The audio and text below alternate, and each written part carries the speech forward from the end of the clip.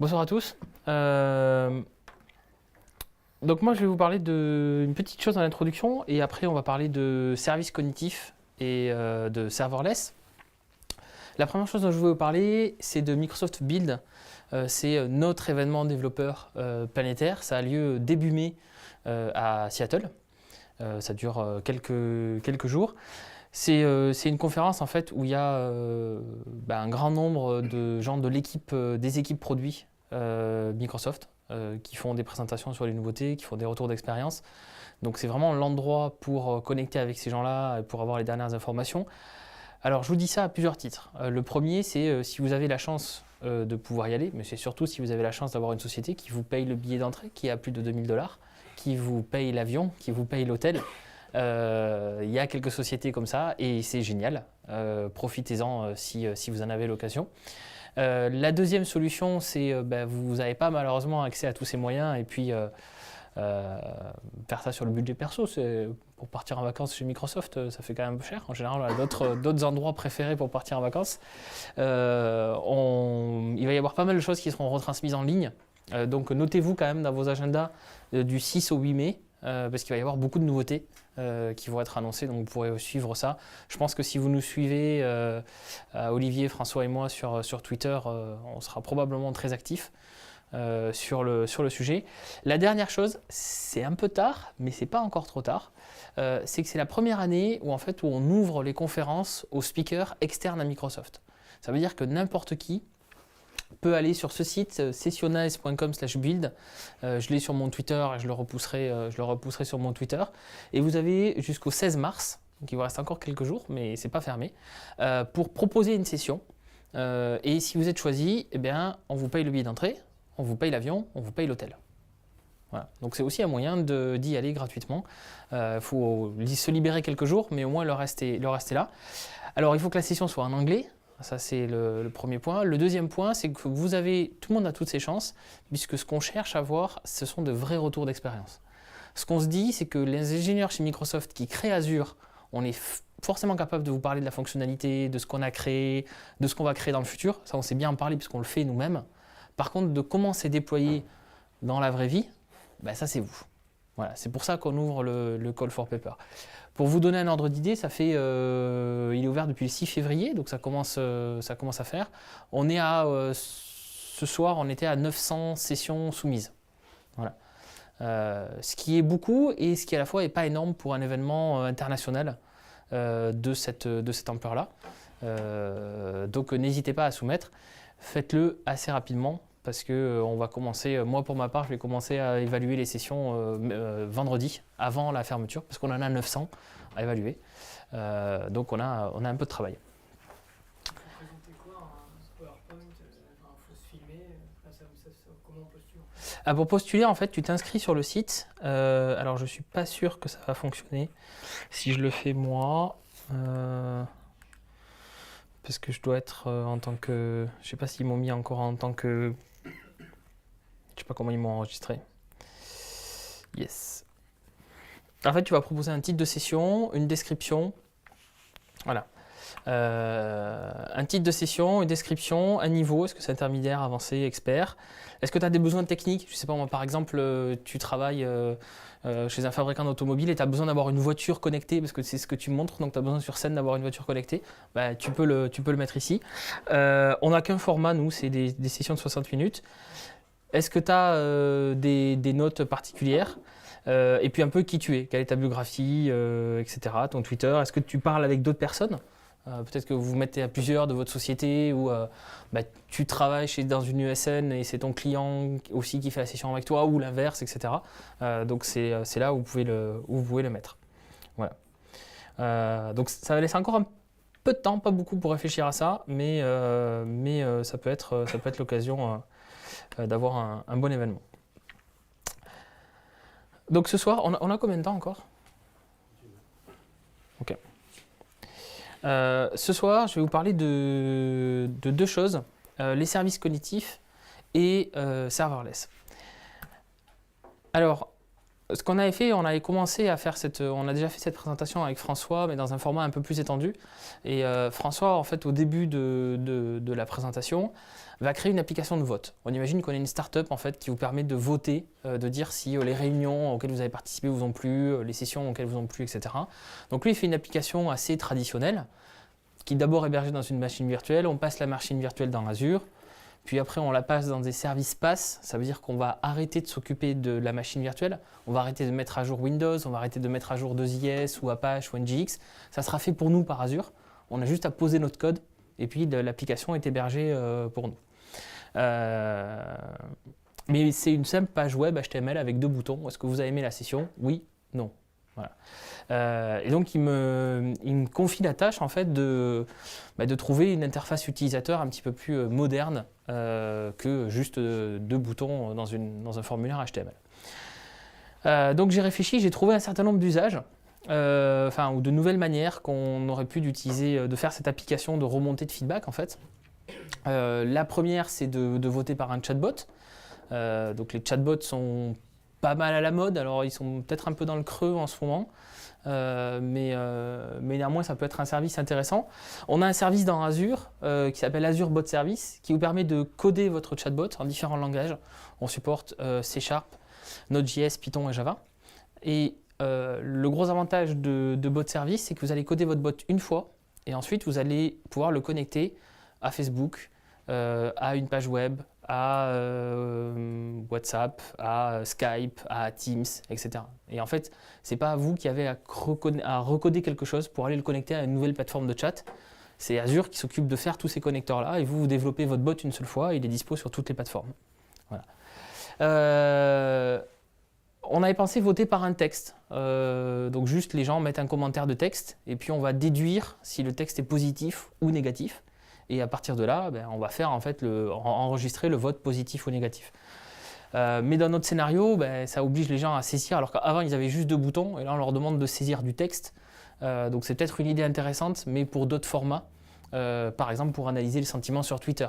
Récupérer automatiquement le hashtag de l'événement, tous les tweets qui concernent le hashtag de l'événement, et faire une analyse de sentiments dessus. On a un service, Text Analytics, que je vous présenterai très rapidement tout à l'heure, qui permet de faire ça. Ensuite, quelque chose que j'avais pensé moi et que j'avais trouvé assez sympa, c'est de voter par les expressions du visage. Pareil, on a un service dans Azure, en fait, vous envoyez la photo de quelqu'un et ça va vous dire l'âge de la personne, le sexe, et est-ce que cette personne est, un panel d'émotions. Est-ce que cette personne est contente, malheureuse, triste, inquiète, étonnée, etc. Et donc j'avais imaginé en fait mettre une petite borne à la sortie de la salle, et puis les gens passaient devant, faisaient un sourire à la caméra et partaient, ou faisaient la tronche à la caméra et partaient et ça votait. Puis après je me suis dit, on est dans des événements professionnels, est-ce que les gens vont vouloir se faire prendre en photo, envoyer la photo on ne sait pas trop où, GDPR, machin, etc. Bon, la techno permet de le faire, est-ce que les gens sont prêts à ça? Dans ce contexte-là, c'était pas forcément évident. Puis j'avais pensé à une appli mobile, parce que là aussi on a des outils pour ça. Mais c'est pareil, une appli mobile juste pour donner, est-ce que les gens ils vont aller sur l'App Store, télécharger l'appli, l'installer, s'enregistrer, machin, cliquer et tout ça, ils ne vont pas le faire juste pour voter. Et j'aimais bien mon idée des expressions de visage. Alors pour faire tout ça et pour trouver d'autres idées, je suis allé explorer un ensemble de services qu'on a qui s'appelle les cognitive services. Et les cognitive services, en fait, c'est du machine learning ou de l'intelligence artificielle, mais qui a déjà été pré-packagé et qui fait que n'importe quel développeur, quelles que soient vos connaissances en AI ou en machine learning, y compris si vos connaissances sont égales à 0, vous allez pouvoir faire des choses. Et c'est là tout l'intérêt. C'est-à-dire que par exemple, si on veut décrire une image, vous envoyez une image et vous voulez savoir s'il y a une chaise, un chien, un bateau, une maison, on a un service pour ça, qui a une API REST, vous uploadez l'image, vous recevez un JSON qui vous décrit l'image. Vous n'avez pas de machine learning à faire, vous n'avez pas d'entraînement à faire, vous n'avez pas à savoir comment ça fonctionne. Tout ça, c'est fait par Azure. Et vous avez un truc qui fonctionne directement. Et a priori, on part du postulat que n'importe quel développeur aujourd'hui doit être capable d'appeler une API REST et de parser un JSON. On va dire que c'est parmi les choses que normalement la plupart des développeurs savent faire. Et donc c'est accessible à tout le monde, quel que soit votre langage, quelle que soit votre plateforme, etc. On a vous voyez, on a différentes catégories de services. On a des services qui vont traiter du langage. Donc par exemple, on va pouvoir faire de la traduction automatique. Je vais vous en montrer un exemple avec Louise tout à l'heure pour comprendre ce que dit un utilisateur, comprendre l'intention, l'objectif que veut atteindre un utilisateur. On a la voix, je vais vous en parler un tout à l'heure, je n'ai pas réussi à le coder ce matin dans la voiture parce que la 4G entre Paris et Rennes à 130 km/h c'était compliqué. Mais je vais vous montrer un cas d'usage de ces services-là à la voix. Alors on a bien évidemment de la transcription, on parle de la voix et on va vers du texte, ou l'inverse, de la synthèse vocale. Mais on a ici des choses un petit peu plus avancées. Vision, donc ça c'est pour partir d'une image ou d'une vidéo et extraire de l'information. Et je vais vous montrer un cas concret avec mon appui de vote. Et puis on a deux autres pôles de services qui sont un petit peu plus complexes à utiliser, ou du moins qui sont... les cas d'usage sont moins évidents. Recherche, c'est pour taper dans les bases de données de Bing. Donc par exemple, pour aller rechercher des images à partir de Bing, aller rechercher des points d'intérêt, des adresses de commerçants à partir de des bases de données qu'il y a dans Bing pour pouvoir l'intégrer dans vos applicatifs. Et puis connaissances, c'est pour faire des graphes de connaissances. Donc par exemple, de faire un graphe de tous les papiers scientifiques qui ont été publiés sur un sujet et de pouvoir explorer les relations entre ces différents papiers scientifiques par personnes qui l'ont écrit, par sujets qui sont abordés, etc. Donc c'est un petit peu compliqué à expliquer en 2 mots, mais l'idée c'est de prendre un corpus de connaissances et d'avoir un moyen d'explorer ce corpus de connaissances. Alors je vais vous faire une démonstration. Donc, hop là. Non, c'est... Alors j'ai dû rebooter mon... ben non, oui, je ne l'ai pas ouvert encore. Donc je vais utiliser un des services qui s'appelle Custom Vision. Yes. Customvision.ai. Alors la plupart des services cognitifs sont assez jeunes et du coup vous n'allez pas les trouver dans le portail Azure. Si vous cherchez dans le portail Azure, la seule chose que vous allez trouver... qui a jamais vu le portail Azure ou n'a jamais utilisé Azure? Tiens. Ok. Donc je vous montrerai tout à l'heure. Donc Azure, c'est le cloud de Microsoft. On a un portail où on a tous les services qu'il y a dedans et où on contrôle normalement tous les services. Pour les services cognitifs, en général, ils ont un portail dédié qui est séparé, qui est sur une adresse séparée. Pour la bonne et simple raison que c'est des services qui évoluent énormément. Et que s'ils étaient intégrés au portail Azure, ils seraient obligés de répondre aux contraintes d'intégrité, de sécurité, d'accessibilité, de tests, etc. du portail Azure, alors qu'on ne sait pas vraiment encore le produit qu'on veut faire. On est très très itératif sur ces produits-là, parce que vous allez voir ici, Custom Vision, on a fait beaucoup de choses, on vous laisse un petit peu de liberté sur le modèle de machine learning, et on est en train de voir en fait jusqu'à quel degré de liberté on peut vous laisser avant que ça passe à un moment donné où vous avez besoin de connaissances en machine learning, d'ingénieurs dédiés, etc. Ce qu'on sait faire aussi dans Azure. Donc comme on essaie d'évaluer quel est le spectre vraiment de ces services cognitifs, on les met à part, ce qui nous permet d'itérer très rapidement. Et par exemple le bot framework, maintenant ça y est, le bot framework, on l'a passé dans le portail Azure. C'est un produit qui est mature. Et donc une fois qu'il atteint ce niveau de maturité, on décommissionne le portail spécifique qui est séparé et on le réintègre dans le portail Azure. Donc là, mon idée que j'ai eue, c'est de toujours installer un kiosque. Et j'ai eu cette idée en allant aux toilettes. C'est pas sous la douche. Mais je ne sais pas si vous avez vu dans les toilettes ou même dans les aéroports, etc. Il y a de plus en plus de bornes avec 3 gros smileys et on vous demande votre avis en appuyant sur 3 gros smileys.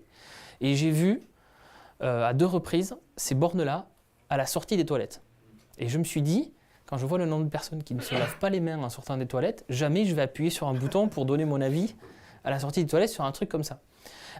Et c'est là que j'ai dit, mais en fait, il ne faut pas voter avec les mains. Enfin, on peut voter avec les mains, mais il ne faut pas appuyer sur quelque chose. Et donc là, ce que je vais vous montrer, c'est une application où je peux voter avec mes pouces. C'est-à-dire que je passe devant la borne. Si je fais ça, ça vote positif. Si je fais ça, ça vote négatif. Voilà. Alors ça c'est dans une V2, mais bon, c'est pas très glorieux les résultats, donc je préfère pas en parler. Donc là je suis allé sur customvision.ai. Donc ça vous pouvez le faire à la maison, il n'y a pas de risque. Il y a une version gratuite, donc si vous voulez essayer le service, vous pouvez tout à fait le faire chez vous. Et j'ai créé un nouveau projet Custom Vision. Custom Vision, c'est un service qui vous permet de faire une intelligence artificielle qui va reconnaître des objets sur des photos à partir de votre propre jeu de données d'entraînement. Si vous voulez reconnaître quelque chose de généraliste, comme je vous disais tout à l'heure, un chien, une chaise, une maison, une voiture, il y a déjà un service dans Azure qui existe, qui s'appelle Cognitive Vision, qui fait ça pour vous. D'accord ? Par contre, si je veux reconnaître, ben voilà, j'ai 3 outils dans mon atelier et je veux différencier la perceuse du burin, du marteau, ça, ce n'est pas quelque chose forcément qui a été entraîné par le système parce que c'est très généraliste. Et dans ce cas-là, vous allez pouvoir venir utiliser Custom Vision pour venir reconnaître des objets particuliers. Parce que vous allez lui faire apprendre, vous allez lui envoyer des photos et vous allez lui dire « ça, c'est tel type d'objet ». Donc, comment on fait ? Donc là, je suis parti, je vous montre un modèle qui existe déjà, mais on va faire le processus depuis le début. Comment on fait ? Je crée un nouveau projet Custom Vision et puis je vais venir, alors je vais zoomer un petit peu. Voilà. Je vais venir ajouter une image. Donc là, je vais aller chercher une image que j'ai. Bon, je vais prendre ma tête, mais je ne vais pas aller jusqu'au bout. Et en fait, ici, je vais lui ajouter des tags. C'est-à-dire que je vais lui donner une manière de décrire mon image simplement par des tags. Une image égale un tag. Donc là, je vais lui dire, par exemple, que c'est négatif. Ça veut dire que si tu vois cette image, c'est ni un pouce en l'air, ni un pouce en bas. Un truc qui n'a rien à voir. Ce qu'il y a de bien dans ce système-là, c'est que ça utilise derrière, s'il y en a, est-ce qu'il y en a parmi vous qui ont des petites connaissances ou des grandes connaissances en machine learning ou en data science ? Un petit peu.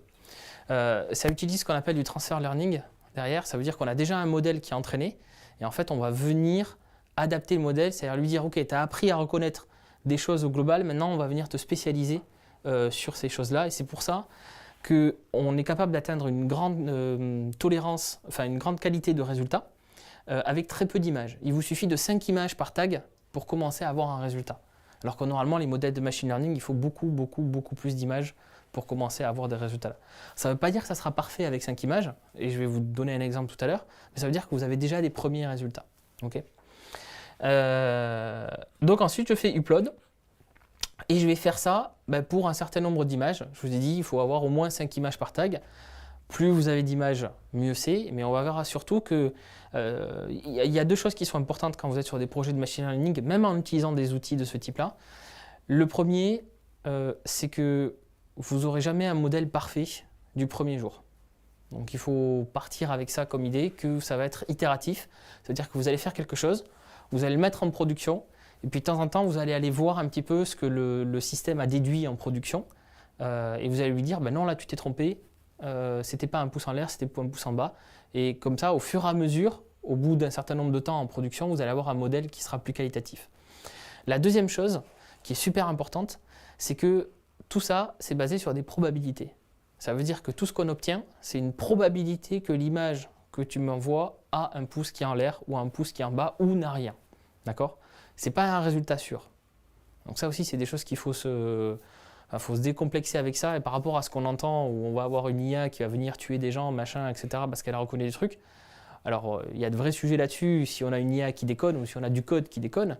Mais une IA, elle n'est pas là aujourd'hui. Elle n'est pas là pour donner un résultat à 100%. Elle est là pour donner des probabilités. Donc, faut pas oublier ça. Il faut un peu s'enlever du discours marketing qu'on peut avoir dans l'écosystème en général. Sur la fiabilité et la précision des IA, même si on a des très belles choses, ça reste des probabilités. Donc là, j'ai entraîné mon modèle de machine learning avec tout un tas d'images. Donc j'ai demandé à des collègues, en fait, vous voyez, de m'envoyer des images de leur pouce. Puis moi, je me suis pris en photo un certain nombre de fois dans différents environnements pour essayer d'avoir un modèle un petit peu plus évolué. Et alors, je vais vous montrer juste une chose ici. Ça, c'est la photo d'un collègue. Vous voyez qu'il y a une couleur de peau qui n'est pas la mienne. En fait, au début, je n'avais pas sa photo. J'avais que des photos de main blanche. La première fois qu'il a utilisé le système, j'avais 90% d'échecs.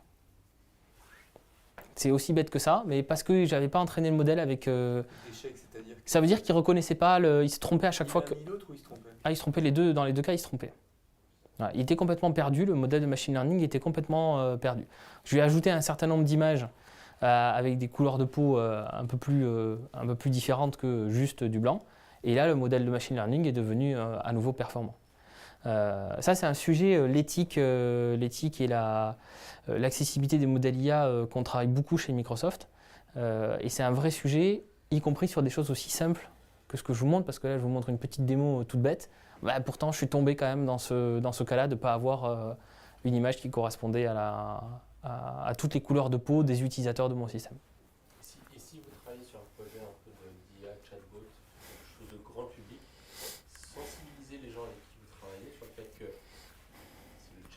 l'IA, elle a un problème comme ça va faire un gros bad buzz parce que un chatbot sur Twitter ou Facebook, il ne sait pas reconnaître une communauté d'utilisateurs parce que ça peut les voir, parce que leur visage, c'est un visage asiatique ou ce genre de choses. Vous êtes garanti de faire un énorme bad buzz sur les réseaux sociaux. Donc en termes d'image, c'est catastrophique. CF, les essais qu'on avait fait notamment sur avec Tay, le bot, où il y en avait qui avaient tordu la discussion qu'ils avaient avec elle, et puis petit à petit, elle commençait à avoir des propos franchement racistes. c'est ça.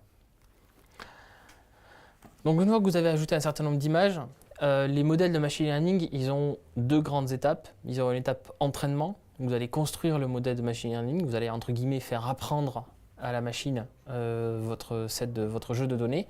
Et puis ensuite, il y a le modèle dit d'inférence, c'est-à-dire à partir de ce modèle qui est construit, essayer de deviner, je t'envoie ça, essayer de deviner quelle est la donnée qu'il y a sur cette image-là. Donc ici, est-ce que c'est un pouce en l'air ou en bas? Donc ici, il faut aller sur Train. Et donc il faut entraîner notre modèle. Donc là, il est en train de faire l'entraînement.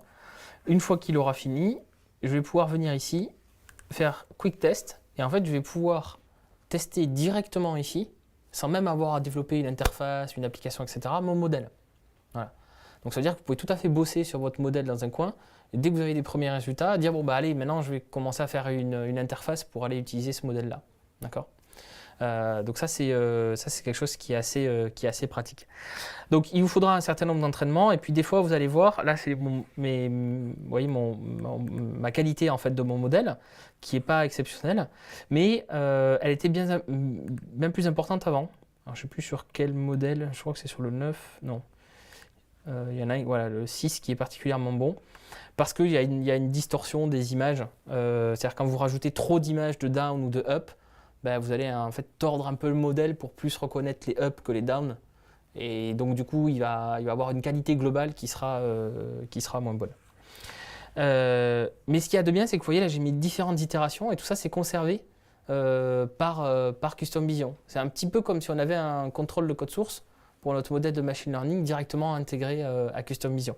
Et donc pour chacune des itérations, je vais pouvoir l'utiliser, donc récupérer l'URL pour pouvoir l'appeler. Ou exporter le modèle, et puis à un moment donné, je peux dire ben, celle-là elle passe en défaut, c'est un petit peu comme celle-là elle passe en production. Voilà, donc tout ça c'est intégré à Custom Vision. Recall, c'est quoi la colonne recall? Alors la recall, c'est sur tous les tags qui doivent être détectés. La précision, c'est quand tu m'envoies une image, quel est le pourcentage de chance que je détecte l'image. C'est-à-dire combien de fois je vais te donner un résultat, si je peux simplifier comme ça. Et recall, c'est sur tous les tags que je dois déterminer. Admettons que là, j'ai mis 2 tags, mais admettons que tu veuilles taguer une vingtaine de choses. Ben, en fait, combien de tags, combien je vais couvrir, en fait, quelle va être ma couverture de tags? Est-ce que je vais être capable de très bien reconnaître le marteau et la perceuse, mais par contre, la scie à bois et l'étau, je n'arrive pas à le reconnaître? Et donc, dans ce cas-là, tu vas avoir une précision qui va être relativement élevée, mais un recall qui va être faible. Et ça veut probablement dire que ton jeu d'entraînement est déséquilibré, qu'il va te manquer des photos d'un type. Et ça, tu le vois juste en dessous, puisque tu as la performance par tag avec le nombre d'images. Et là, il me dit, ben, excuse-moi, mais ton modèle il est un peu déséquilibré. J'ai 23 up et 7 négatifs, donc j'arrive pas à construire un modèle efficace. Parmi les choses qui sont assez sympas aussi dans Custom Vision, donc Custom Vision c'est un service en ligne, ça veut dire qu'on héberge pour vous à la fois la partie création du modèle, mais à la fois la partie inférence. Vous avez juste à appeler l'API REST. Mais il y a plein de raisons pour lesquelles l'inférence, vous ne pouvez pas la faire sur Azure. Je vous donne quelques exemples. Vous allez le faire par exemple vous voulez le faire sur un Raspberry Pi, parce que vous allez faire l'inférence sur un flux vidéo de vidéosurveillance, parce que vous allez le faire en mode déconnecté, etc. Donc vous pouvez exporter votre modèle. Et là, on a des exports possibles pour CoreML, donc si vous êtes développeur iOS, pour TensorFlow si vous êtes développeur Android, pour ONNX principalement si vous êtes développeur Windows, mais pas que. ONNX, c'est un format en fait pour des modèles de machine learning qui se veut ouvert. On travaille dessus avec Facebook notamment. Et, l'idée, en fait, c'est qu'on puisse passer d'une plateforme à l'autre, notamment entre la création du modèle et sa mise en production. Vous allez créer, par exemple, avec les outils Google, le modèle parce que vos data scientists sont plus familiers à ça, mais vous passez en production sur Azure. Donc, vous allez transférer le modèle via ONNX, qui est une sorte de JSON du machine learning. Et vous pouvez aussi le faire en Dockerfile. Ça veut dire qu'on peut héberger dans un conteneur Docker la partie inférence. Et donc là, à vous de l'héberger, soit sur Azure, mais vous allez la mettre dans votre environnement sécurisé, pas ouvert sur Internet, etc. Soit aller le déployer sur un device. Je vous citais le Raspberry Pi, mais il pourrait y avoir d'autres types de devices concernés. Et là, le Dockerfile est totalement indépendant. Il a besoin de quoi quand même pour être construit? Ça s'appuie sur quel type d'outil? Alors le Dockerfile, il va partir d'une base image qui est hébergée, s'il me semble bien, dans une registrie à nous. Donc il faut quand même que tu aies accès à notre registrie. Et la deuxième chose, c'est que le billing sur la partie Dockerfile est la même que sur Azure. C'est-à-dire que tu payes à l'appel, même si c'est toi qui héberges le runtime du code. Et donc dans ce cas-là, tu es obligé quand tu vas runner ton Dockerfile, tu vas avoir un process qui va appeler l'API de billing d'Azure. Mais on te donne l'URL, on te donne l'adresse IP, etc. Donc en fonction de ta config réseau, tu peux ouvrir l'accès sortant à Internet juste comme il faut pour cette URL précise. Et ça remonte que des infos de billing, ça remonte pas les images que tu envoies ou ce genre de choses, ça reste chez toi. ONNX par exemple, on a fait une démonstration avec un collègue où on fait la démo que je vous montre, mais avec un HoloLens. Donc les gens ont juste à voter devant lui et ça compte le nombre de votes en direct. Alors comme je vous disais, on entraîne son modèle, on le build et puis on peut le tester directement ici. Et je vous expliquais que un modèle, il faut l'entraîner au fur et à mesure. On ne peut pas faire juste une fois et avoir un modèle parfait. Et donc dans ce cas-là, on peut aller dans l'onglet prédiction. Et donc dans l'onglet prédiction, en fait, on va retrouver nos itérations et on va retrouver. Alors il faut que je fasse ça. Non, il les a effacés. Il les a peut-être effacés. Parce que c'est trop vieux. Alors je vais essayer de trouver une autre itération. Yes. Alors est-ce qu'il y en a une qui est fausse?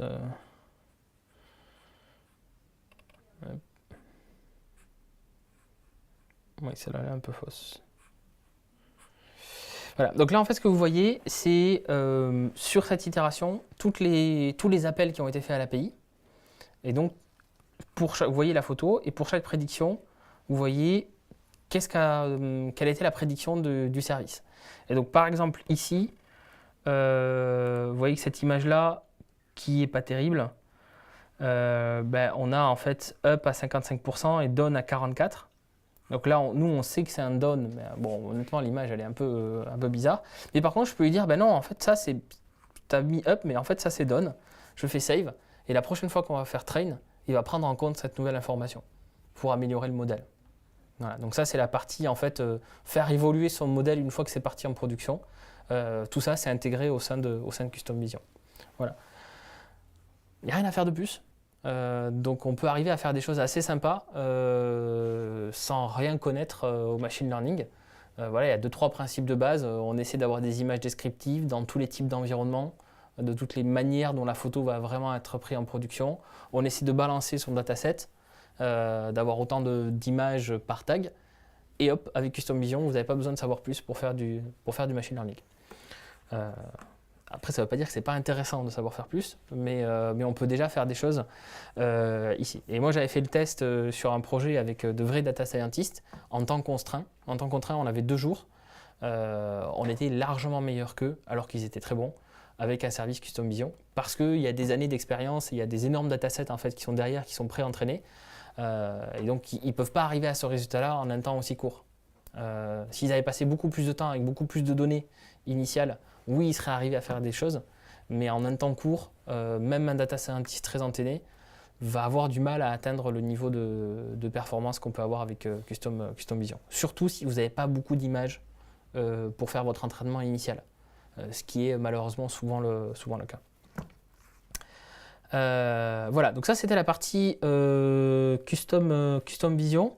Juste pour vous donner alors, j'ai pas retrouvé toutes les images, mais ça, c'est pour vous montrer un exemple. Ça, c'est une application sur laquelle j'ai travaillé pour Surfrider, qui est une association de protection des océans. Donc, vous savez que l'un des gros problèmes des océans, c'est la pollution, les déchets plastiques. 80% des déchets plastiques qui sont dans l'océan viennent en fait des rivières et donc de l'intérieur des terres. Le problème, c'est qu'on ne sait pas d'où ils viennent. Il n'y a pas de cartographie de ces déchets. Et donc, toutes les actions de prévention, de nettoyage, de contrôle, etc., mais globalement, les politiques, quels qu'ils soient, hein, à tous les étages et de tous les bords, ce n'est pas la question. Comme ils n'ont pas les informations, il y a des milliers d'euros, des millions d'euros qui sont investis là-dedans, mais ils sont investis un peu au hasard sur le territoire, sans se concentrer là où il y a le plus de production de pollution de déchets. Et donc Surfrider a un projet qui est en fait d'utiliser à partir d'images vidéo, de détecter automatiquement les déchets qu'il y a sur les berges pour pouvoir créer cette cartographie-là. Et en 2 jours, on a développé une application qui est capable non seulement de détecter qu'il y a un déchet plastique sur la photo, mais vous le voyez peut-être ici, ce n'est pas les mêmes couleurs, de détecter le type de déchet. Là, ce sont des bouteilles et là, c'est un papier. Et de compter le nombre de déchets qu'il y a sur une photo. Tout ça avec Custom Vision. Voilà. Ça, c'est pour vous montrer un exemple un peu plus concret que je joue avec des pouces.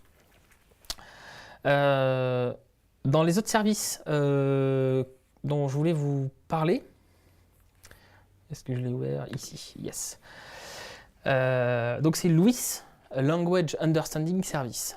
C'est un service en fait qui va partir d'une phrase qu'un utilisateur va taper ou qu'un utilisateur va prononcer, et vous allez essayer de détecter l'intention de l'utilisateur. Qu'est-ce qu'il veut faire? Je vous prends un cas d'exemple personnel sur lequel je travaille. À côté de mon travail chez Microsoft, je suis responsable dans un club de plongée et on prête du matériel de plongée à nos adhérents pour partir en mer. Donc des combinaisons, des gilets, etc. Et la loi a changé sur ça, il faut qu'on trace absolument tout, qui on l'a prêté, à quand, qu'est-ce qu'il a fait pendant combien de temps, etc. Qu'on garde le truc pendant 5 ans, voire jusqu'à la fin de vie du produit. Bon, bref, c'est le bazar. Donc je suis en train d'informatiser tout ça parce que on s'en sort pas autrement. Et aujourd'hui, en fait, on a une feuille A4 qui est recto verso où il y a plein d'informations à remplir, le numéro de série de l'appareil qu'on prête, etc., etc. Et mon idée, en fait, c'est d'avoir, puisqu'on fait ça dans un local technique, et en fait d'avoir un espèce d'interphone à la grille du local technique où, au lieu d'appeler sa secrétaire, en fait, il y a un petit Raspberry Pi dedans et quand on appuie, on dit quelque chose et le système va automatiquement enregistrer l'information. Et donc je suis en train en ce moment de créer cette démonstration. Donc sur la partie Raspberry Pi, on pourra en parler après, mais c'est du Windows 10 IoT, c'est un développement Windows, rien de particulier. La question, c'est que moi je veux dire, je prête le détendeur à François, le détendeur numéro 18 à François. Je lâche et c'est tout. Et je veux que l'ordinateur reconnaisse que je suis en train de faire une sortie de matériel, parce que j'ai aussi des entrées de matériel. Je veux qu'il détecte le type de matériel que je suis en train de prêter, puisque je peux prêter un détendeur, une combinaison. Un détendeur, c'est l'appareil dans lequel on respire. Un détendeur, une combinaison, un gilet, des palmes, etc. Qui détecte à qui je le prête et qui détecte qui je suis, puisqu'il n'y a qu'un certain nombre de personnes qui sont habilitées dans le club à sortir du matériel et qu'il faut que ça soit tracé. Qui a autorisé François à prendre du matériel? Et bien ça, en fait, je suis capable de réaliser avec 2-3 services cognitifs. J'ai un service cognitif qui va prendre la voix en texte, donc c'est du speech to text comme on l'a depuis des années. J'ai ce service-là, Louis, qui va me servir à comprendre ce que veut dire cette phrase-là. Donc pour ça, en fait, je vais déclarer des intentions, c'est des actions que je souhaite effectuer dans mon système. Donc là, vous voyez, j'en ai déclaré plusieurs. Prêt, annule le dernier. Par exemple, la personne part avec et puis s'aperçoit « Ah ben non, c'était pas la bonne taille, c'était du XL et moi je voulais du L, etc. » Donc je vais pouvoir dire à mon interphone « Non, annule la dernière commande, j'en ai pas besoin. » Et je veux enregistrer et retourner un matériel, au moins ça. Donc je déclare, mais je donne un code que je vais retrouver derrière, pareil, dans le JSON quand je vais appeler le service REST. Et ensuite, je vais lui donner des exemples. Voilà, je prête quelque chose à Olivier, j'enregistre le prêt d'un quelque chose à François. Donc vous allez lui donner des exemples, un peu comme on a fait avec Custom Vision, je vais lui donner des exemples de phrases. Alors là, j'ai un petit souci, j'ai 2 soucis. Le premier, c'est qu'il faut que je détecte le type de matériel. Une fois que j'ai détecté l'ordre que je veux passer, c'est quel matériel je prête et à qui je le prête.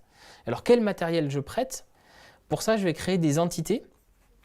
Donc des entités, en fait, c'est des choses qui, donc par exemple des listes ou des hiérarchies que je vais pouvoir utiliser dans plusieurs intentions. Ben, je prête un détendeur, je récupère un détendeur, ou je prête une combinaison, je récupère une combinaison. Ben, détendeur et combinaison, en fait, c'est une entité que je vais créer de type matériel, et voici les différentes valeurs qu'il y a dans ce type de matériel. Donc là, je les ai dit, et puis j'ai donné aussi des synonymes, parce que souvent, le gilet stabilisateur, qui est le nom complet, on l'appelle stab ou gilet, pour se simplifier. Donc ça, c'est assez facile parce que j'ai une liste finie, et puis la liste n'est pas énorme. Mais si je prends tous les noms et prénoms des adhérents, je ne vais pas, à chaque fois qu'il y a un nouvel adhérent, venir dans mon modèle de machine learning, rajouter le nom de l'adhérent, réentraîner mon modèle, republier mon modèle en production, etc. Où on est un club de 250-300 adhérents, j'ai pas le temps de faire ça. Donc pour ça, je vais créer une autre entité non adhérent qui s'appelle, qui est de type any. Et pour ça, j'ai besoin de l'entraîner à nouveau avec des formats de phrases. Donc pareil ici, oui. Tout ce que tu fais, là, IHM, on peut le faire via le service ou pas? Alors, oui, mais honnêtement, l'expérience, c'est pas folle dingue pour l'instant. Oui, tu peux le faire. Tu as une API REST, tu as une documentation Swagger OpenAPI pour faire cette partie-là, ajouter des entités, ajouter des utérances, donc, enfin, des intentions, des utérances, c'est des exemples. Tout ça, tu peux le faire là-dedans. Mais ça veut dire qu'il faut que tu te recodes un peu tout depuis l'API, quoi. Voilà. Avec un collègue, on est travaillé pour un autre service, Q&A Maker, qui est plus orienté base de connaissances. On a fait un plugin à Azure DevOps où tu pars d'un fichier YAML, où tu décris tes trucs, et puis l'extension Azure DevOps va le publier pour toi. On n'a pas fait ça sur Louis parce que l'API change assez régulièrement, donc on attend qu'elle soit un peu stable. Mais tu vois, il manque un truc, un format, tu acceptes du CSV, tu acceptes du XML, du YAML et du JSON, et puis tu as un truc qui te fait l'envoi pour toi. Ce truc-là, il n'existe pas, il faut te le coder, donc ça demande un peu de travail, quoi. Mais c'est techniquement possible.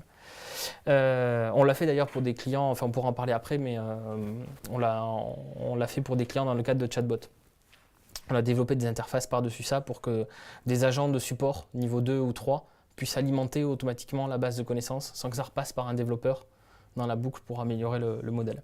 Donc je lui donne des exemples, et comme j'ai fait en fait avec Custom Vision, je fais mon train et je peux tester directement dans l'interface. Donc je donne une combinaison à Olivier Boutruche, qui n'existe pas, sauf si tu as un Olivier dans ta famille. Et donc on va voir si ça a marché. Et ça n'a pas marché. Alors pour information, j'ai créé ce modèle dans la voiture ce matin, donc j'ai pas eu le temps de lui donner beaucoup de... Alors...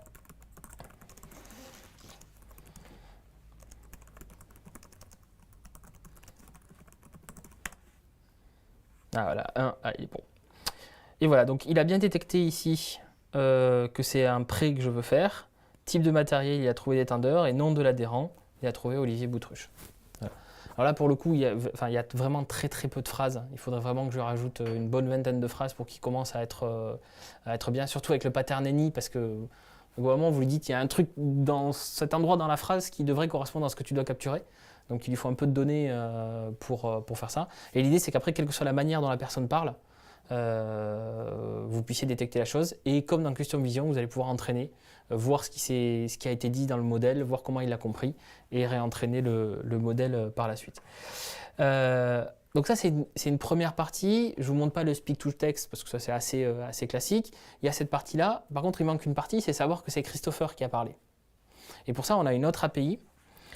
Donc pour aller voir toutes ces API cognitives, il suffit d'aller sur azure.com, produit, AI Machine Learning, et vous avez un gros bloc Cognitive Service. Et donc là, vous retrouvez les catégories que je vous ai présentées tout à l'heure. Et donc dans Speech, on a ici Speaker Recognition avec identification et vérification. Donc là, comme je veux passer à l'autre démo, je vous laisserai faire la démo chez vous. Mais speaker vérification, en fait, vous allez lui donner 3 fois une phrase et il va créer une empreinte vocale qui vous correspond. Et ensuite, à chaque fois que vous allez parler, il va vous dire bah oui, c'est vous qui avez parlé. Donc en fait, l'idée, c'est que j'ai pas à me sign in. Enfin, on imagine bien juste une borne avec un haut-parleur, un micro, un bouton. Je ne vais pas me sign in dedans et n'importe qui, on peut être à 2 ou 3 à faire les prêts en même temps. Ben, je vais juste arriver, appuyer sur le bouton, je prête ce matériel-là et lui a automatiquement détecté que c'est Christopher qui a parlé. Il m'a authentifié via la voix et donc il enregistre que c'est Christopher qui a fait la sortie de prêt. Alors, concrètement, tu envoies 5 fichiers web par exemple C'est 3 fichiers, il faut 3 fichiers Wave, effectivement, Wave PCM, et il va faire une empreinte avec ça. Alors il y a des règles, il faut avoir au moins 30 secondes de speech de la personne sans les blancs. Tu peux envoyer plus de... Si c'est un discours d'une personne. Là, si on fait speaker identification, la démo, c'est les présidents américains. Donc vous avez les différents présidents américains. Alors on va rien entendre ici. Ah si. Voilà. Bon alors là, c'est pas impressionnant parce que j'aurais pu appuyer sur le bouton et coder en dur que j'affiche président Barack Obama, mais ça appelle bien l'API Speaker Identification pour faire ça. Du reste, on a un autre service qui s'appelle Vidéo Indexer qui est capable de faire ça sur des vidéos en entier et de détecter qui parle quand, quels sont les mots-clés qui ont été utilisés par telle personne, du speech ou affichés sur une slide à l'écran, etc. etc. Donc ça, c'était pour la partie Cognitive Service. Excuse-moi, et par Oui. là, on a une URL après. Tout ça, c'est derrière, tous les services cognitifs, ils sont exposés derrière une API REST. Comme tu avais montré, Donc, tu as une URL. pour Exactement, ce service-là, et puis tu l'appelles, et voilà. exactement, Et à chaque fois, tu lui balances le web qui va. exactement. Tous les services cognitifs sont exposés derrière une API REST. Pardon. Et il y a juste au minimum à passer la clé de souscription, puisque ce sont des services payants. Donc, il y a un tiers gratuit pour quasiment tous. Donc, pour un petit projet perso ou pour une démo, un POC, vous pouvez faire avec la version gratuite, mais du coup, il faut passer la clé d'API gratuite en header HTTP. Et ensuite, le Wave ou l'image JPEG, etc. Alors, pour vous montrer... .net. Pour vous montrer mon modèle 2 pouces. Ah, qu'est-ce que j'ai raté? 2 pouces sur website.net. Je suis connecté à quoi? Bon, je vais vous montrer après, je vais vous parler des Azure Functions en attendant. Hop là. Donc ça, c'était la première partie de la démo. Le deuxième sujet que je vais faire rapidement, c'est serverless. L'une des contraintes que m'avait donné, donc là je reprends mon application de vote dont je vous ai parlé au début. L'une des contraintes que m'a donné François, c'est écoute, nous on a déjà fait une archi, etc., à les tester, à les valider. Tu veux jouer là avec tes pouces, ok, mais tu touches pas à mon code. Parce que je sais pas ce que tu vas faire, c'est du code legacy, machin, donc tu fais ton truc par-dessus. On a des API REST qui sont propres, donc tu peux enregistrer le vote dans notre base de données. Par contre, tu touches pas à mon machin, tu fais ton truc à côté. Et moi, finalement, j'ai pas besoin de grande chose. Moi, ce que je veux, c'est avoir une API REST, j'upload un JPEG, ça me retourne OK, le vote a été enregistré. Et c'est tout. Dans mon front web, j'ai pas besoin de plus. Et après, c'est ce bout de code-là qui va lui appeler le service Custom Vision, récupérer les résultats, et à partir du résultat, créer l'enregistrement qu'il faut aller mettre en base, ou en l'occurrence l'appel à l'API REST de François pour enregistrer le vote vraiment en base. Donc c'est un tout petit bout de code finalement, et j'ai pas besoin de monter un site web, par exemple si je suis en .NET, de monter un projet ASP.NET MVC API, d'héberger tout ce bousin, etc. Alors que finalement j'ai 4 lignes de code pour faire ça. Donc je suis parti sur du serverless. Serverless, c'est un concept. Il y a plein de services derrière qui sont dits serverless. La première chose, c'est qu'il y a un serveur derrière le serverless. Finalement, votre code il est quand même hébergé sur un serveur dans lequel il y a du Windows ou du Linux, qui a une mémoire, qui a un CPU, etc. La grosse différence, c'est que vous ne voyez absolument pas ce serveur et vous n'avez pas à gérer ce serveur. Alors avec les services PaaS, par exemple Azure Website, vous n'avez déjà pas à gérer ce serveur-là. Vous n'avez pas à installer Windows, à installer les updates Windows, à installer les updates du .NET Framework, etc. Ça, c'est déjà fait pour vous.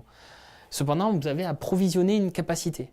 Vous dire, ben voilà, mon service, mon site web, je vais le déployer sur quelque chose qui a 2 cœurs virtuels, qui a 4 Go de RAM, qui a telle spécificité en disque. Et vous allez surtout payer tant que ce truc est up. Donc si vous montez un site web qui n'est jamais utilisé, ou qui est utilisé un jour par mois, vous allez payer pour les 30 jours du mois, et même si vous l'utilisez que un jour.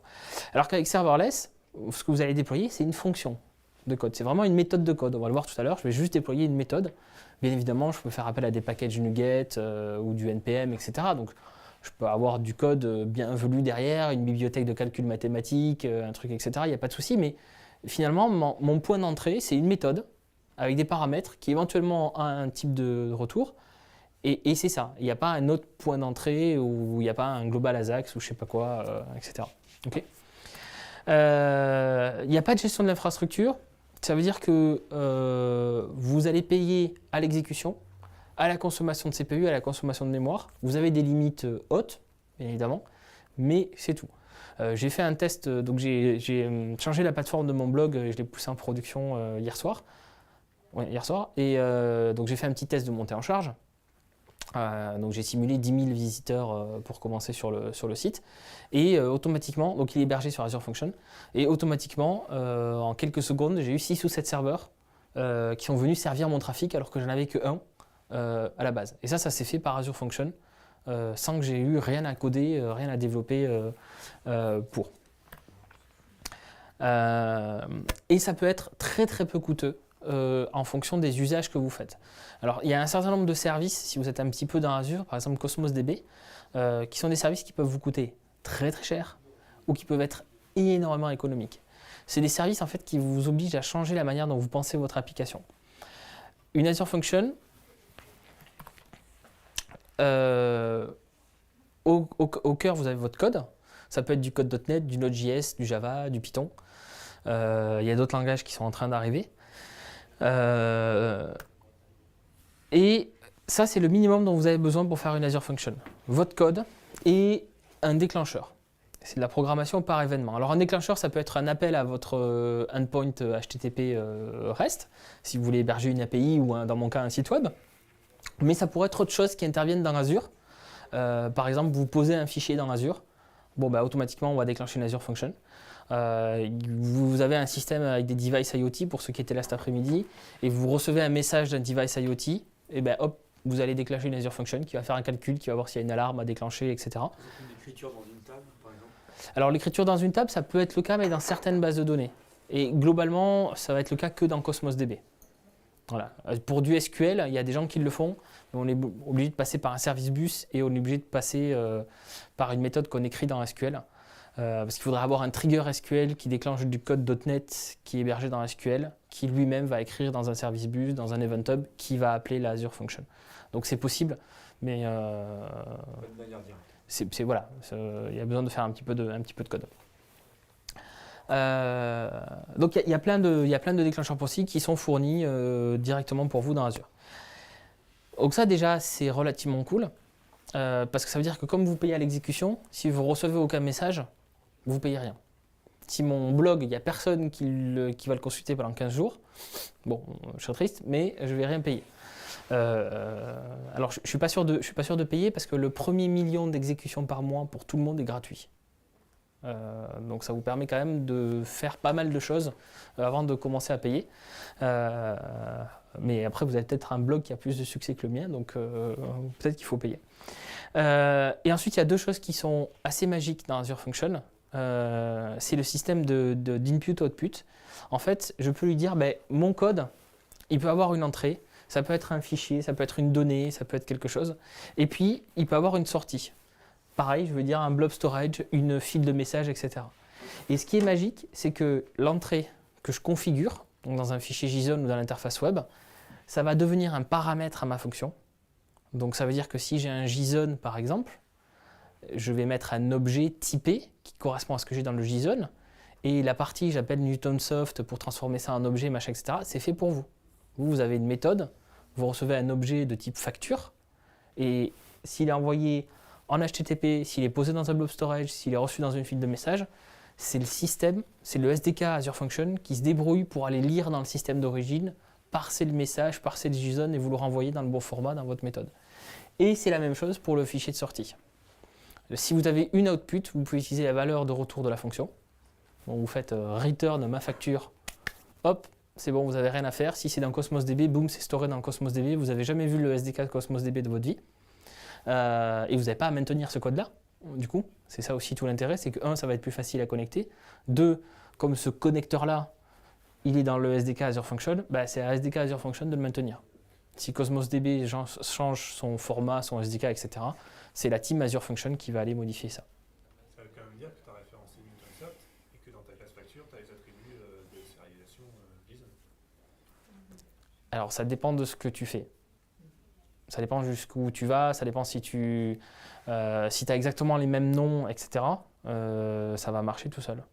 Mais si tu as une hiérarchie d'objets un petit peu complexe, si tu veux pas avoir le même nom des propriétés des getter-setters versus ce que tu as dans ton fichier JSON, ou si tu veux avoir un parsing custom, oui, il va falloir que tu mettes les propriétés. Les objets simples, tu n'as même pas besoin de référencer Newtonsoft. Et tu prends un objet facture avec que des champs à plat, tu n'as besoin de rien référencer. Tu mets ton objet et il fait de la réflexion et il te pop ton objet pour toi. C'est l'équivalent du modèle en fait. Ouais, ouais.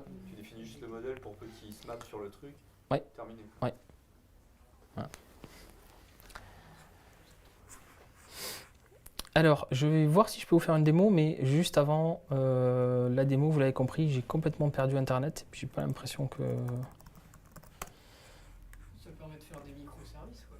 Enfin, Ah non, mais oui, web microservices, site. faire reposer sur Azure Functions. Oui, tout à fait. Parce que chez moi, ça correspond vraiment à Alors là, l'application que je vous montre, c'est mon vote cognitif. Donc là, c'est une application que j'héberge. Donc le HTML, le CSS, le JavaScript est hébergé dans une Azure Function. Il y a aussi un système de proxy. Donc je peux lui dire, bah, si tu appelles index HTML, tu vas chercher dans le Blob Storage le truc et tu lui renvoies. Et je n'ai même pas à écrire de code pour ça. Et après, j'ai ma fonction. Et donc, l'effet démo, c'est le moment que je crains le plus. Merci pour votre retour positif. Bon, je vais faire l'inverse. Alors la dernière fois que j'ai dit ça, ça n'a pas marché. Ça a marché que la première fois. Voilà. Il faut que j'arrête de faire cette démo. Voilà. Comment ça fonctionne? On va passer sur mon portail Azure. Donc là, ton code HTML, il est appelé dans Azure Function, c'est ça? Donc dans mon Azure Function, j'ai effectivement j'ai plusieurs proxys. Ça veut dire que je lui dis, bah, écoute, si tu as une URL qui est de type index.html, tu n'appelles pas mon code. Comme je l'ai hébergé dans un blob storage, donc c'est le stockage de fichiers qu'il y a dans Azure, bah, je lui dis, en fait, tu vas chercher le index.html qui est dans ce stockage de fichiers-là, dans ce partage de fichiers, et tu le renvoies. Et puis si tu as un truc qui est de type CSS/ quelque chose, JS/ quelque chose, bah, tu fais la même chose. Tu vas aller chercher, voilà, les CSS ils sont dans ce dossier, les JS ils sont dans ce dossier, et tu fais juste un proxy en fait. Voilà. Et après j'expose une API, un endpoint API, où à l'intérieur de cet endpoint API, j'appelle moi le service Custom Vision, je récupère les résultats, je le parse, je le renvoie au navigateur pour qu'il vous affiche ah on est désolé ou merci c'est cool de votre retour positif, et qu'il enregistre dans la base de données. Voilà, ça c'est fait dans l'API. Oula, il y a du monde ici. Alors oui, j'ai pas filtré du coup.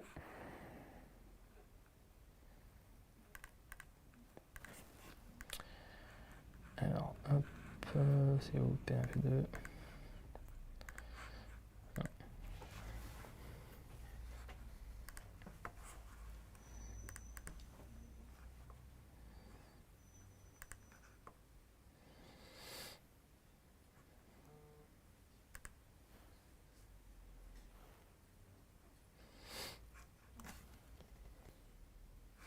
Ah oui, je les ai déployés là. Alors vous savez ce qu'on va faire? On va créer une nouvelle.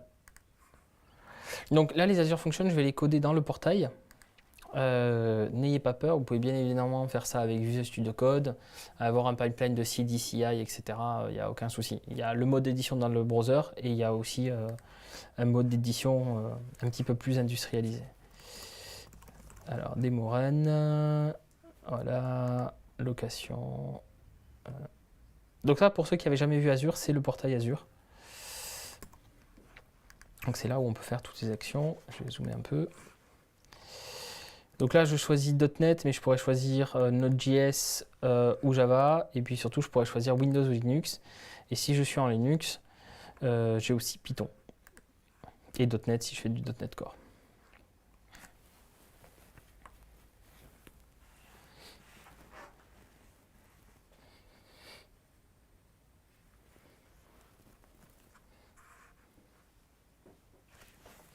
Donc là, ça va créer l'environnement pour moi.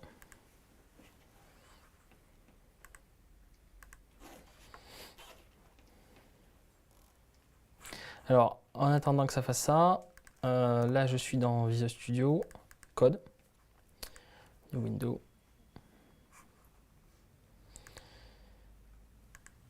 Yes. Et en fait, là, si vous avez installé l'extension Azure Pack ou l'Azure Functions, Azure Pack, c'est une extension Visual Studio Code qui contient plein d'extensions pour Azure. Vous l'installez une fois et vous avez tous les trucs pour Azure. Vous pouvez directement créer un nouveau projet. Voilà, Create New Project. Donc, il va me demander différentes informations. Je vais fermer ça.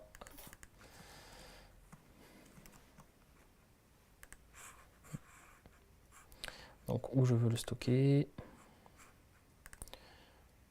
Function 1. Et après, il va me demander la stack technique que je veux utiliser et d'autres informations. Alors, mon PC est super long. Pourquoi il y a l'intérêt à le faire dans Visual Studio Code plutôt que dans le portail, hein, ce qu'on va aller faire juste après, c'est que si vous le faites dans Visual Studio Code, ben en fait, vous allez pouvoir le lancer en local et vous allez pouvoir débugger votre Azure Function en l'exécutant en local. Voilà. Donc ça, c'est un avantage. Il faut savoir aussi qu'il y a un certain nombre d'émulateurs pour les autres services Azure. Donc Cosmos DB, par exemple, notre base de données, Azure Storage, etc. Donc ça veut dire que vous pouvez, en fonction des services, parce que tous les services n'ont pas d'émulateur, mais vous pourriez arriver à développer une bonne partie de vos projets dans Azure Function dans le train, sans aucune connexion Internet. Et une fois que vous avez quelque chose de bien, là, vous envoyez le code dans Azure. Add to Workspace. Donc là, il m'a créé le projet en local. Et maintenant, je vais lui demander de m'ajouter une fonction. Allez.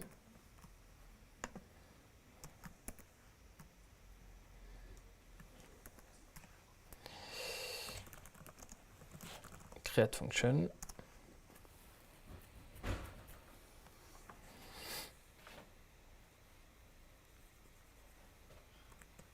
Ça est où ici? Yes. Donc là, dans Azure, je viens de créer le projet. Donc je vais lui faire aussi create function. Donc c'est bien dans ce projet-là. Là, il va me demander quel est le trigger. Donc qu'est-ce qui va déclencher mon Azure Function. Donc là, je vais dire HTTP. Un nom, un namespace. Un accès. En fait, vos Azure Functions, elles peuvent être anonymes, donc n'importe qui peut les appeler, ou vous pouvez avoir des clés d'accès pour limiter, comme une API, limiter l'accès à ces Azure Functions. Donc là, il m'a écrit le code.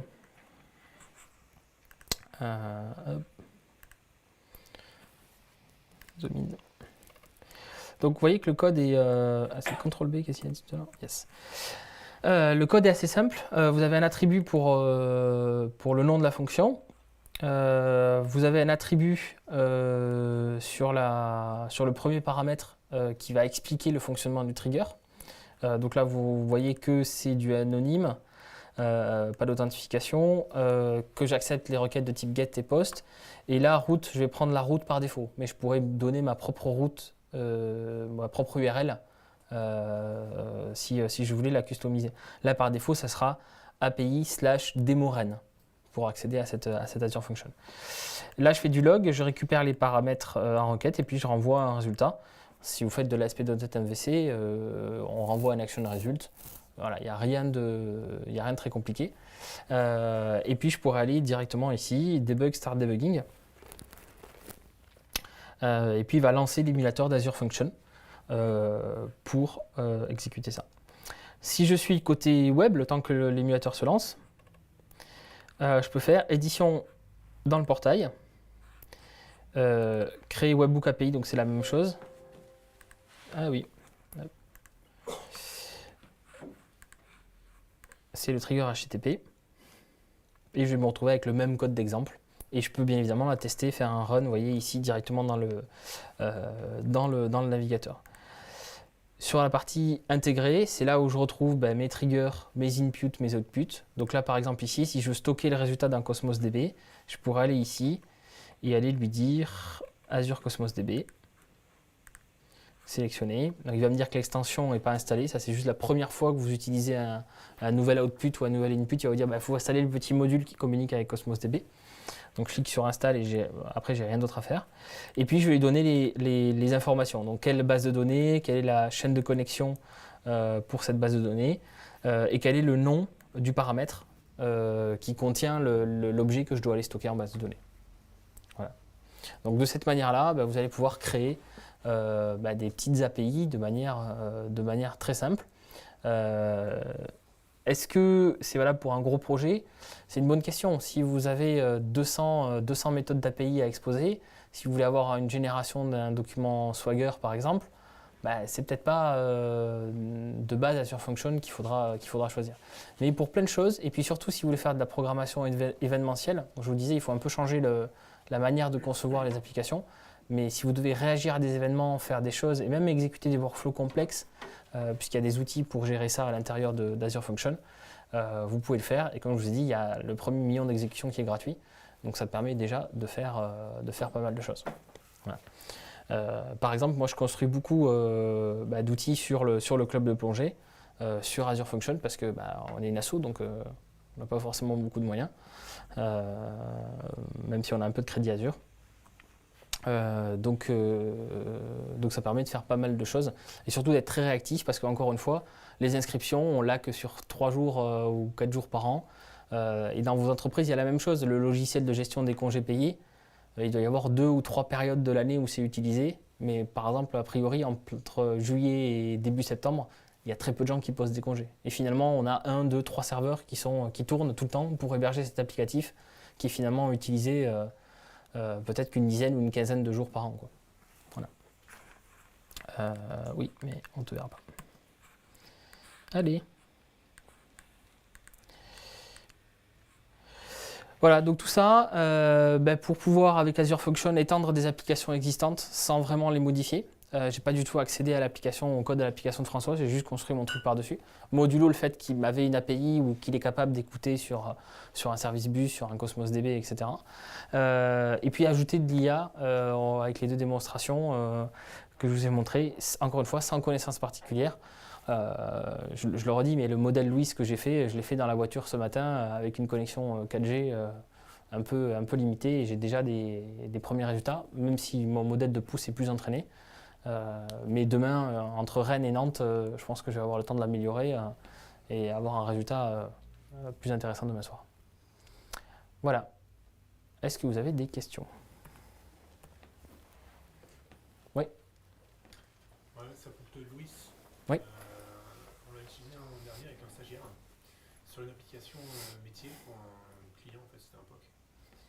Et on s'est retrouvé confronté au vocabulaire métier. Parce que c'est une application juridique, et en fait il y a des tas d'acronymes que Louis ne savait pas reconnaître.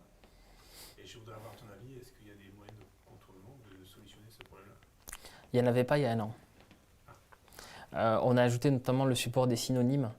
Ça veut dire que tu vas pouvoir donner à un seul endroit dans Louis tous les synonymes, tous les acronymes, etc. d'un terme. Et quelles que soient tes intentions, tes utérances, tes phrases listes, etc., dans lequel tu vas l'utiliser, il va être capable de prendre ça en compte pour améliorer son dataset. Et ça, c'est une fonctionnalité qui est assez récente. Donc pour tout un tas de vocabulaire métier, effectivement, ça a marché. Ça a nécessité beaucoup de données d'entraînement, beaucoup de phrases d'entraînement pour commencer à avoir un résultat. Si tu mêlais les entités à ça, ça devenait vraiment compliqué. Alors que là, les synonymes, c'est un petit peu un chapeau. C'est-à-dire, quelle que soit la donnée que tu vas manipuler dans Louis, elle sera capable de prendre en compte ces synonymes-là. Et du coup, typiquement, c'est des formes juridiques, genre SARL, EURL, etc. Tu écris société à responsabilité synonyme, qu'est-ce que c'est? Parce que c'était de la reconnaissance vocale. Alors Louis n'est pas. Alors, Louis est un service de détection d'intention à partir de texte, pas de détection d'intention à partir de la voix. Voilà. C'est là où je voulais en venir. Sur la reconnaissance vocale, c'est pareil, c'était pas disponible il y a un an, mais maintenant on a Custom Speech. Custom Speech, ça a été fait pour 2 cas. Donc il y a le service de speech. Donc si vous parlez classiquement à un orateur, je sais pas, un discours d'un président par exemple, d'un député, ou c'est quelque chose d'assez généraliste, ça vous pouvez utiliser le speech classique. Donc juste une API REST, il n'y a pas besoin de faire d'entraînement particulier. Maintenant, il y a 2 conditions dans lesquelles ça ne marche pas. Le speech to text. La première, c'est ça, c'est beaucoup de vocabulaire métier, beaucoup d'acronymes. Et la deuxième, c'est des environnements audio spécifiques. Imaginons par exemple qu'on soit dans une usine et il y a, je sais pas moi, une bruit quelque chose qui fait un bruit de marteau toutes les 2 minutes parce qu'il y a une presse qui presse quelque chose. En fait, on va pouvoir créer des modèles acoustiques personnalisés. Ça veut dire enregistrer en fait les bruits de l'environnement, enregistrer des phrases avec le bruit de cet environnement-là et demander au moteur de speech to text d'apprendre avec cet environnement acoustique spécifique. Ça, c'est une des choses et on peut lui donner aussi un set de vocabulaire, à l'entraîner sur des vocabulaires spécifiques ou sur un accent spécifique. Même si on travaille beaucoup et depuis des années sur la reconnaissance des accents, c'est pas forcément idéal dans tous les cas, dans toutes les régions, etc. Donc ça, c'est quelque chose qui est possible. Maintenant, l'URL, c'est cris.ai, je crois. cris.ai. Est-ce que c'est ça? Custom Speech. Mais ça, c'est assez récent. Donc encore une fois, ça, il y a un an, tu l'avais pas. Donc vous n'aviez pas trop de solutions à l'époque. Quand tu parlais de l'exemple avec les avis positifs et négatifs, tu disais que le modèle devait être équilibré. Avec les expériences que vous avez faites, est-ce que il faut que par exemple on ait un nombre de pouces positifs à peu près égal à un nombre de pouces négatifs pour que le modèle soit, on va dire, équilibré, ou alors ça dépend vraiment? C'est un nombre d'images d'entraînement par tag. Okay. Donc, Là, je t'ai pris, il y a 2 tags, il n'y a que 2 tags positifs et négatifs. L'idéal, c'est d'avoir 50-50. Okay. Et une fois que ce modèle-là est créé, on va dire qu'on a un modèle à peu près équilibré, tu vas continuer à l'enrichir avec des données qui vont être des nouveaux essais, on va dire. C'est comme ça que tu peaufines ton modèle. Mais admettons que dans un système où on va avoir une majorité d'avis positifs, parce que c'est trop bien ce que tu fais. Merci. Du coup, est-ce que ça ne va pas engendrer une déviance au niveau du modèle ou quelque chose comme ça? Alors, il faut bien séparer 2 étapes. Il y a l'étape de construction du modèle et il y a l'étape d'inférence. L'étape d'inférence, si tu n'as que des avis positifs ou négatifs, tant pis ou tant mieux en fonction du cas, mais ça ne va pas changer la qualité du modèle.